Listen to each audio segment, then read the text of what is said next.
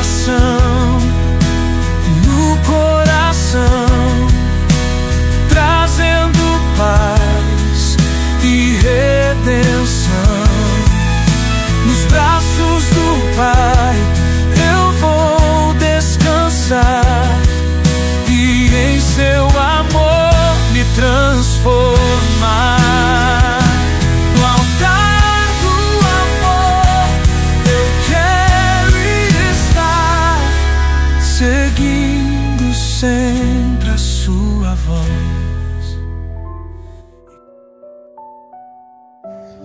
Nem um dia sem Bíblia, mais uma vez estamos aqui juntos lendo a nossa palavra de Deus para edificar a nossa vida. Hoje Gênesis 36, 37 e 38 e Mateus capítulo 10, do 1 ao 20. Esta é a história da família de Esaú, que é Edom. Esaú casou-se com mulheres de Canaã, com Ada, filha de Elon, o Hitita, e com Oolibama, filha de Aná e neta de Zibeão, o Eveu, e também com Basemate, filha de Ismael e irmã de Nabaiote. Ada deu a Esaú um filho chamado Elifaz. Basemate deu-lhe Rauel, e Oolibama deu-lhe Jeus, Jalão e Corá. Esses foram os filhos de Esaú que lhe nasceram em Canaã. Esaú tomou suas mulheres, seus filhos e filhas, e todos os que de sua casa, assim como seus rebanhos, todos os seus outros animais e todos os bens que havia adquirido em Canaã, e foi para outra região, para longe do seu irmão Jacó. Os seus bens eram tantos que eles já não podiam morar juntos. A terra onde estava vivendo não podia suportá-los por causa dos seus rebanhos. Por isso Esaú, que é Edom, fixou-se nos montes de Seir. Este é o registro da descendência de Esaú, pai dos Edomitas, nos montes de Seir. Estes são os nomes dos filhos de Esaú: Elifaz, filho de Ada, mulher de Esaú, e Reuel, filho de Basemate, mulher de Esaú. Estes foram os filhos de Elifaz: Temã, Omar, Zefó, Gaitã e Kenaz. Elifaz, filho de Esaú, tinha uma concubina chamada Tímina, que lhe deu um filho chamado Amaleque. Foram estes os netos de Ada, mulher de Esaú. Estes foram os filhos de Reuel: Naate, Zerá, Samá e Misa. Foram estes os netos de Basemate, mulher de Esaú. Estes foram os filhos de Oolibama, mulher de Esaú, filha de Aná e neta de Zibeão, os quais elas deu a Esaú: Jeus, Jalão e Corá. Foram estes os chefes dentre os descendentes de Esaú. Os filhos de Elifaz, filho mais velho de Esaú: Temá, Omã, Zefã, Elifaz, Zefô, Kenaz, Corá, Gaitã e Amaleque. Foram estes os chefes descendentes de Elifaz em Edom, e eram netos de Ada.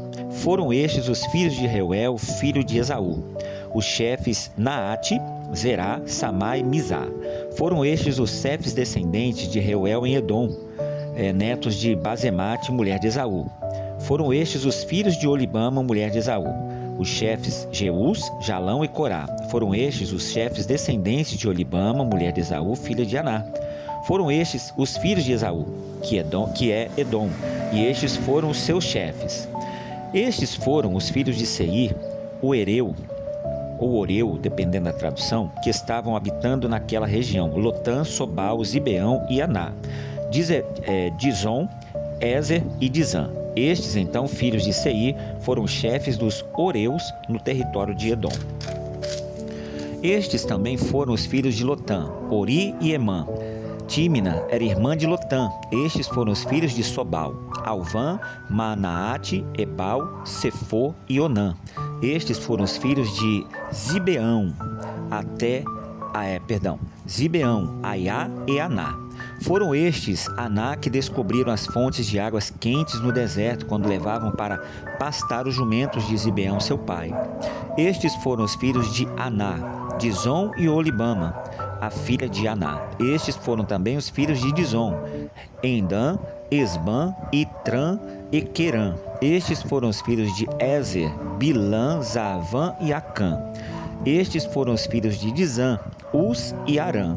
Estes também foram foram os chefes dos Oreus: Lotã, Sobal, Zibeão, Aná, Dizon, Ezer e Dizã. Estes também foram chefes dos Horeus, de acordo com suas divisões tribais da região de Seir. Estes foram os reis que reinaram no território de Edom antes de haver rei entre os israelitas. Belá, filho de Beor, reinou então em Edom. Sua cidade chamava-se Dinabá. Quando Belá morreu, foi sucedido por Jobabe, ou Jobade, filho de Zerá e Bosra. Jobabe morreu e Uzã, da terra dos Temanitas, foi o seu sucessor. Uzã morreu e Hadade, filho de Bedade, que tinha derrotado os midianitas na terra de Moabe, foi o seu sucessor. Sua cidade chamava-se Avite.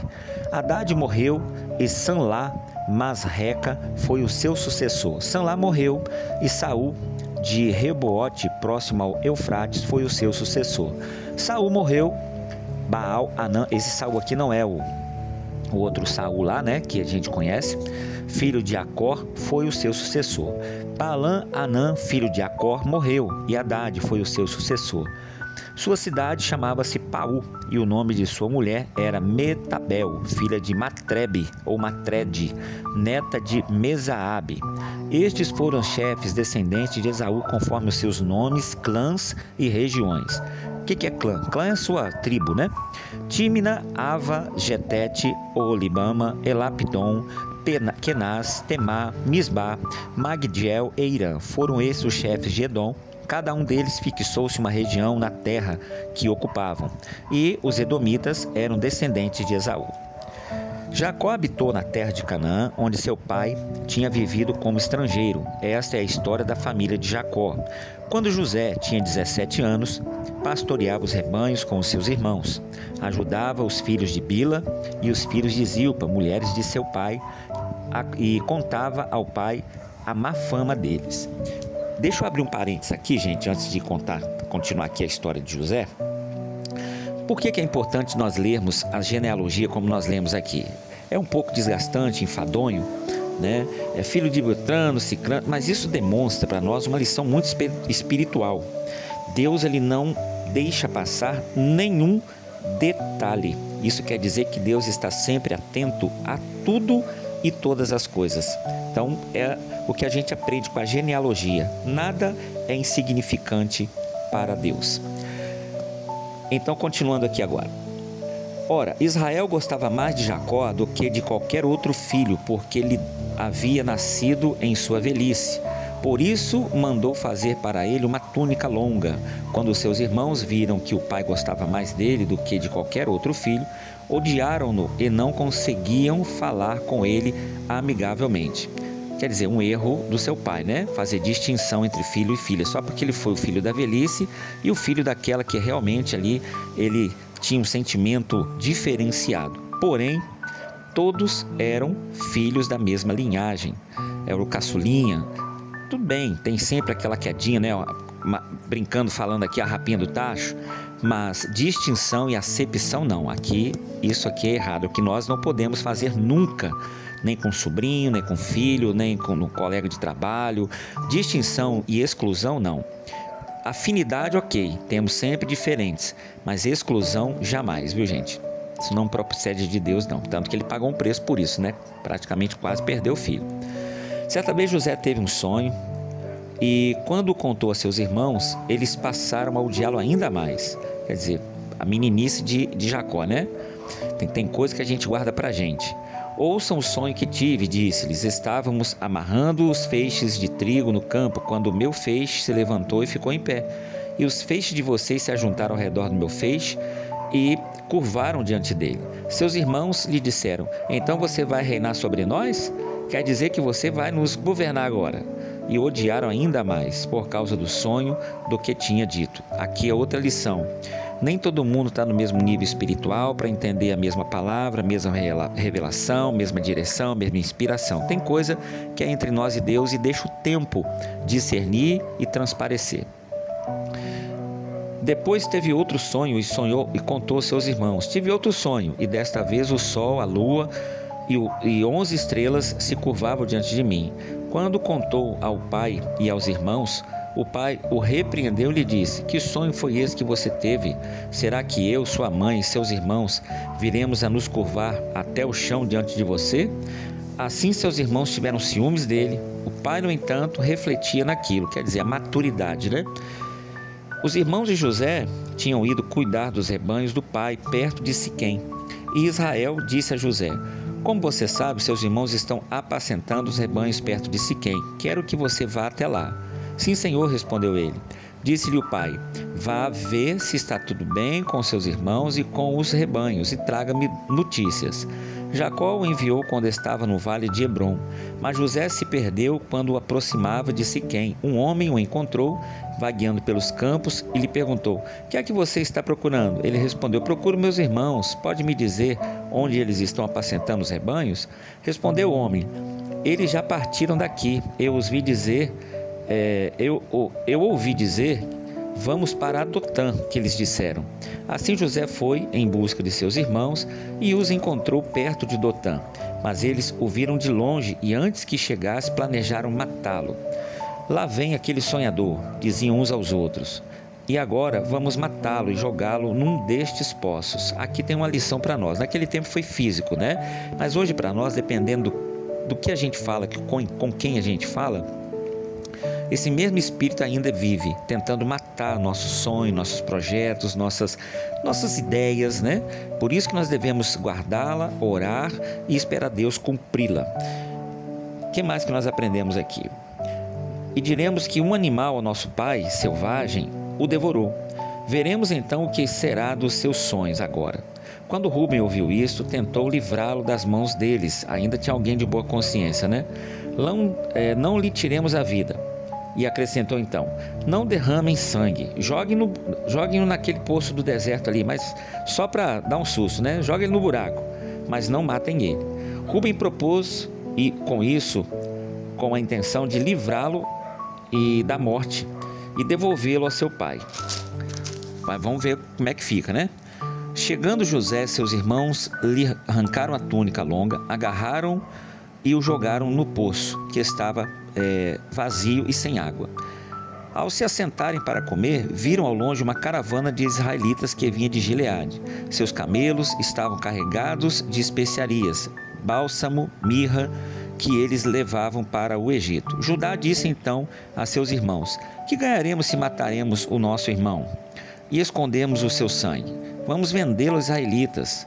Não tocaremos nele, afinal é nosso irmão e nosso próprio sangue. Seus irmãos então concordaram. Quer dizer, aqui já começaram a ir longe demais, né? Aquela brincadeira ou aquela situação que era para dar um susto, agora virou caso sério realmente. Quando os mercadores ismaelitas de Midian se aproximaram, seus irmãos tiraram José do poço e o venderam por 20 peças de prata aos israelitas, que o levaram para o Egito. Quando Rúben voltou ao poço, viu que José não estava lá, quer dizer, fizeram a trairagem contra Rubens, né? Só queriam dar um susto, o Rubens só queria dar um susto, os outros irmãos estavam realmente querendo vingança. Por isso nós devemos ter cuidado, porque Satanás ele não está de brincadeira. O jovem não está lá, para onde irei agora? Então eles mataram um bode, mergulharam ao sangue a túnica de José e mandaram ao pai com este recado: achamos isso, meu pai. Veja que é a túnica de teu filho. Ele reconheceu e disse: é a túnica de meu filho. Um animal selvagem o devorou. José foi despedaçado. Então Jacó rasgou suas vestes, vestiu-se de pano de saco, é como se ele estivesse, deixando a tristeza ali agora, e chorou muitíssimo por seu filho. Todos os seus filhos e filhas vieram consolá-lo, mas ele recusou ser consolado, dizendo: não, chorando descerei à sepultura, mas junto de meu filho eu continuarei chorando por ele. Nesse meio tempo, no Egito, os midianitas venderam José a Potifar, oficial do faraó e capitão da guarda. Por essa época, Judá deixou seus irmãos e passou a viver na casa de um homem de Adulão, chamado Ira. Ali Judá encontrou a filha de um cananeu chamado Suá e casou-se com ela. Aqui nós temos aquela lição que a gente sempre fala na igreja, né, gente? É a verdade com roupa de mentira, ou a mentira com roupa de verdade, né? A túnica era de José, mas o sangue era falso, né? Então devemos ter muito cuidado, porque tem muitas mentiras que vêm muitas verdades manchadas de mentira, que nós temos que ter cuidado com isso hoje no povo de Deus, dentro das igrejas, nos altares, com as mensagens, né? Com a nossa vida espiritual, com as influências do nosso lado. Cuidado com as verdades, que é a palavra manchadinha de mentira, que é isso, distorcida ou remodelada. Verso 6, vamos lá, verso 4. Verso 4 não, o verso de número 3. E ela engravidou e deu à luz um filho, ao qual ele deu o nome de Er. Tornou a engravidar, teve um filho e deu o nome de Onã. Quando estava em Quezibe, ela teve ainda outro filho e chamou de Selá. Judá escolheu uma mulher chamada Tamar para Er, seu filho mais velho, mas o Senhor reprovou a conduta perversa de Er, filho mais velho de Judá, e por isso o matou. Então Judá disse a Onã: case-se com a mulher do seu irmão, cumpra as suas obrigações de cunhado para com ela, e dê uma descendência a seu irmão. Naquele tempo era assim, né? Se o irmão morresse, a cunhada que ficou teria que ser tomada pelo outro irmão. Mas Onã sabia que a descendência não seria sua. Assim, toda vez que possuía a mulher do seu irmão, derramava o sêmen no chão para evitar que seu irmão tivesse descendência. É rixa, né? O Senhor reprovou o que ele fazia e por isso matou ele também. Naquele tempo era com ferro fere, com ferro seria ferido. É o que nós falamos de Jesus. Veio para cumprir essa lei, senão não teria um ser humano vivo na terra, né? Deus ele continua sendo severo. Mas por que hoje Deus não age assim com esse rigor? Por causa da misericórdia e da graça. Por isso que nós devemos viver uma vida de fé e dedicação a Deus, porque a misericórdia, que é a anulação da sentença, Deus nos abençoou. E a graça, que é o favor que nós não merecemos, Deus nos abençoou através de Cristo. Então, a conversão de uma pessoa tem que ser levada muito a sério, porque senão hoje a gente não estaria aqui, porque provavelmente em algum momento da nossa caminhada Deus iria agir com alto rigor. Só que no dia da salvação Deus agirá com alto rigor. Aqui agora vivemos a graça, é o tempo da oportunidade de acertar nosso caminho, sempre todos os dias melhor. Mas um dia vamos estar sem Jesus, só nós e Deus para ser julgados. E aí Deus continua sendo o mesmo. Disse então Judá a sua nora Tamar: more como viúva na casa de seu pai, até que o filho de Selá cresça, porque temia que ele viesse a morrer como seus irmãos. Assim Tamar foi morar na casa do seu pai. Tempos depois, morreu a mulher de Judá, filha de Suá. Passado o luto, Judá foi ver os tosqueadores do seu rebanho em Tímina, com seu amigo Ira, o Adumita, ou Adulamita. Quando foi dito a Tamar: o seu sogro está a caminho de Tímina para tosquear as ovelhas, ela trocou suas roupas de viúva, cobriu-se com um véu para se disfarçar e foi sentar-se à entrada de Enaim, que ficava no caminho de Tímina. Ela fez isso porque viu que, embora Selá já fosse crescido, ela não lhe tinha sido dada em casamento. Quer dizer, ele estava enganando ela, né? Dando ali para ela sempre uma palavra que amanhã, e essa amanhã nunca chegaria. E ela, nesse sentido, se sentia desonrada, porque a mulher sem linhagem, né? Era uma mulher desonrada. Quando a viu, Judá pensou que fosse uma prostituta, porque ela havia encoberto seu rosto. Não sabendo que era sua nora, dirigiu-se a ela à beira da estrada e disse: venha cá, quero deitar-me com você. Ela perguntou: o que você me dará para deitar-se comigo? Disse ele: eu lhe darei um cabritinho do meu rebanho. Ela perguntou: você me deixará alguma coisa como garantia até que o mande? Quer dizer, ela fez tudo de caso pensado. Disse Judá: que garantia devo dar-te? Respondeu ela: o seu selo com o cordão e o cajado que você tem na mão. Ele os entregou e então a possuiu. E Tamar engravidou dele. Ela se foi, tirou o véu e tornou a vestir as roupas de viúva.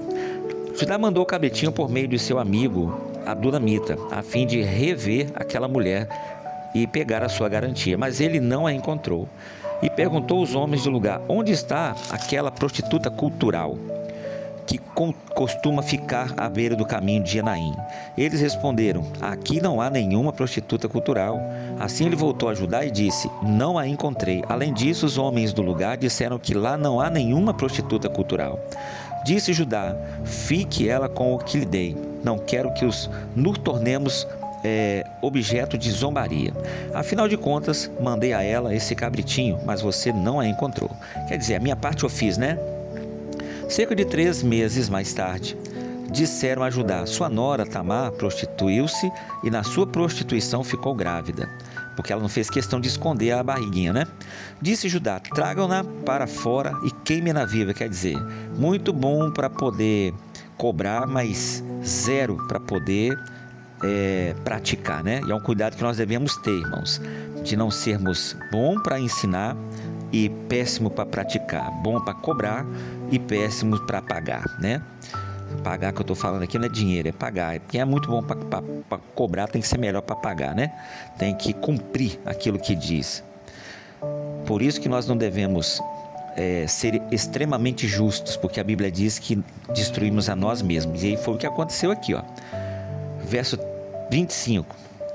Disse Judá, quando ela estava sendo levada para fora, mandou o seguinte recado ao seu sogro: estou grávida do homem que é o dono destas coisas.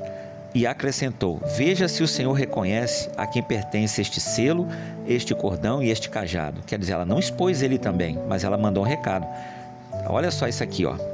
Judá os reconheceu e disse: ela é mais justa do que eu, pois eu deveria tê-la entregue a meu filho Selá. E não voltou a ter relações com ela. Quando lhe chegou a época de dar à luz, havia gêmeos em seu ventre.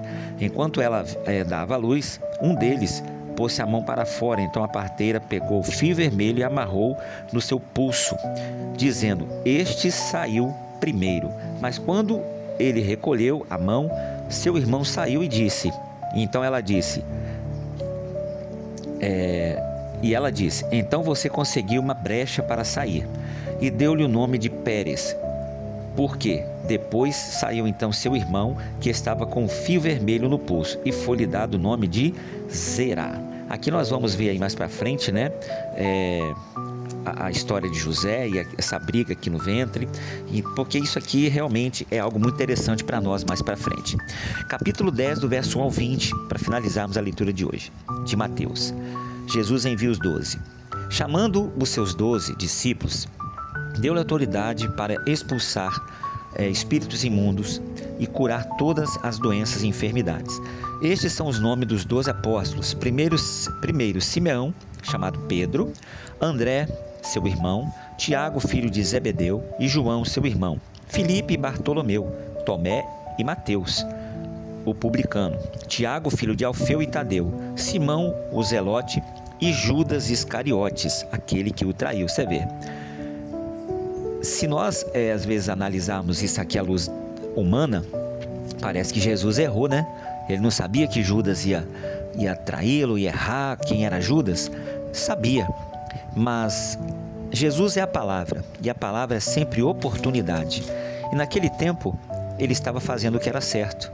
Quem desperdiçou a chance foi ele, e não Jesus que errou. A mesma coisa hoje nós. Muitas das vezes nós não erramos em trazer uma pessoa ao ministério, em darmos uma oportunidade, chamarmos uma pessoa para perto. É a pessoa que perde, desperdiça a oportunidade que Deus está dando. Jesus enviou os 12 com as seguintes instruções. Deixa eu falar algo aqui. Aqui também mostra que, por mais de Deus que a pessoa seja, ela pode se tornar uma pessoa totalmente sem Deus e uma pessoa totalmente perdida. Porque eu fiz, aconteci. O importante para Deus é quem somos todos os dias e nem quem nós fomos. Jesus enviou os 12 com as seguintes instruções: não se dirijam aos gentios, nem entrem em cidades alguma dos samaritanos. Antes dirijam-se às ovelhas perdidas da casa de Israel. Por onde forem, preguem esta mensagem: o reino dos céus está próximo. Curem os enfermos, ressuscitem os mortos, purifiquem os leprosos, expulsem os demônios. Vocês receberam de graça também dê. Não levem nem ouro, nem prata, nem cobre em seus cintos.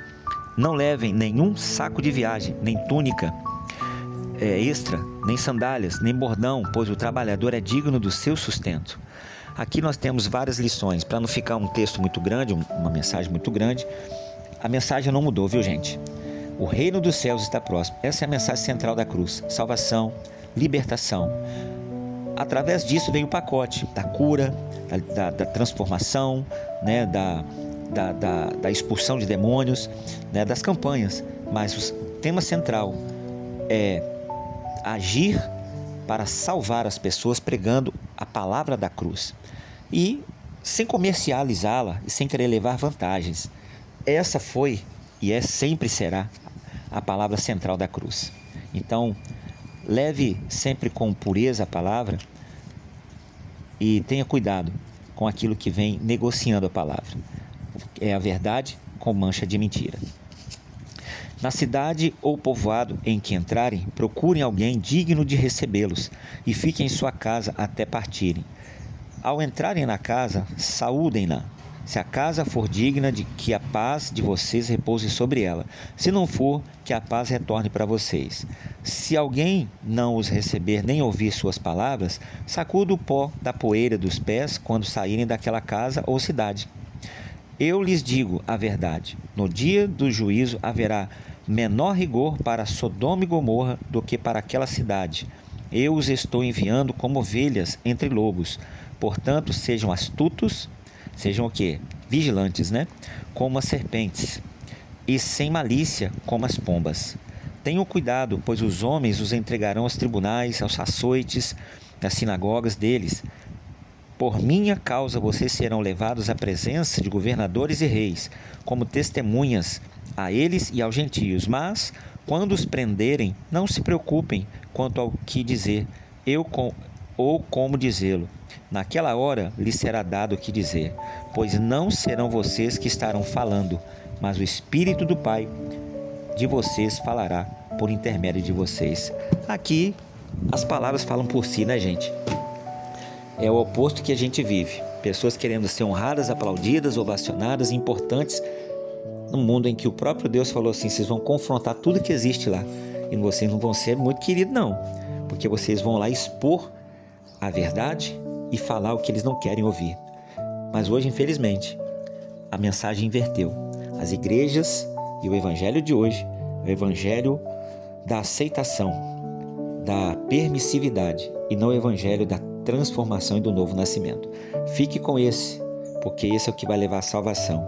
Os outros, infelizmente, vão ser esbarrados na porta do céu. Fica com Deus, gente.